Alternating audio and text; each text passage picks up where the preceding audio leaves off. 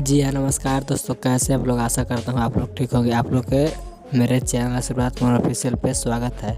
और आप लोग के बताना चाहता हूँ कि भोजपुरी गायक राकेश रोशन जी का बहुत ही बवाल का पासवान सॉन्ग कल सुबह आ रहा है। वह कौन सा सॉन्ग है आपको इस वीडियो में बताएंगे। अगर आप लोग मेरे चैनल पर नए हैं तो मेरे चैनल को सब्सक्राइब जरूर करें। तो बिना समय लेते हुए इस वीडियो को स्टार्ट कर देते हैं। और आप लोग के बता दो कि भोजपुरी गायक राकेश रोशन जी का बहुत ही बवाल का पासवान सॉन्ग कल आ रहा है। उस सॉन्ग का टाइटल रखा गया है तोर आटा के लोई पासवान टोई। इस सॉन्ग को गाए हैं राकेश रोशन और खुशबू राज, और इस सॉन्ग को लिखे हैं मुनीलाल प्रदुमन जी। और म्यूजिक की बात की जाए तो इस सॉन्ग में म्यूजिक दिए हैं एन.के. वर्मा, जो काफ़ी बवाल का म्यूजिक देते रहते हैं।